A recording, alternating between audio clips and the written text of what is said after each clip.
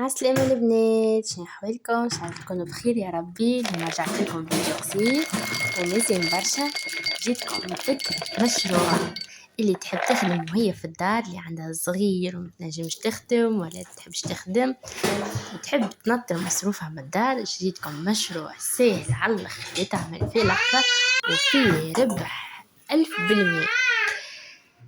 حلوة الكاكاوية، وشكون ما يعرفهاش وشكون اللي ما تذكروش في صغره وشكون اللي ما كبرش بها وما يحبهاش وهو صغير وما شراهاش. الكل نعرفوها والكل نحبوها والكل كنا نشريوها ديما.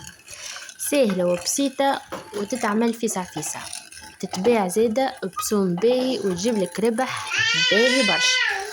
ناخدو كيلة كاكاوية، تاخو صحفة كاكاوية عليها صحفة سكر عليها صحفة ماء، أسهل من هكا ما فماش. تحطها في القلاية وتقعد تخلط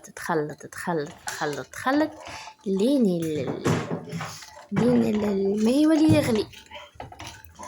من بعد من الماء يولي يغلي نحطو شوية كولوران، ربعهم متاع مغرفة صغيرة شوية بالكل.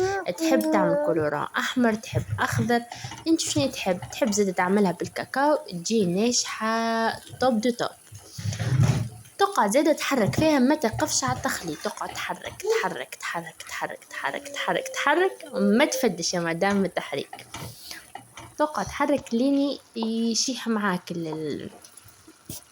الخليط ولين يعقاد ويشد روحه. تو تشوفوها كيفاش باش تولي وتولي شايحة، تحس الكعبة سايي حضرت وشايحة. ردوا بالكم تعملوا الغلطة اللي عملتها أنا من الأول، ولات لي شايحة وخليتها نورمالمون دوب ما تولي الكعبة شايحة طول تحطها على بابي كويسون وتفرقهم على بعضهم باش يبرد. انا خليته هكا توصل النتيجة هكي طول تخرجها على بابي كويسون.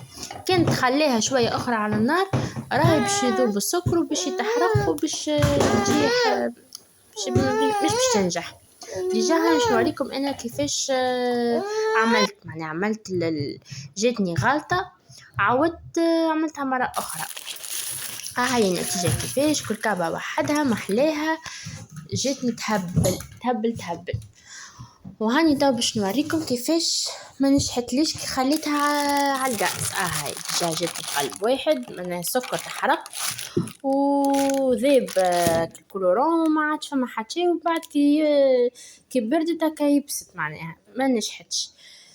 هذا هي نجحت لي توا 100%. هيا كيفاش جات بنينة.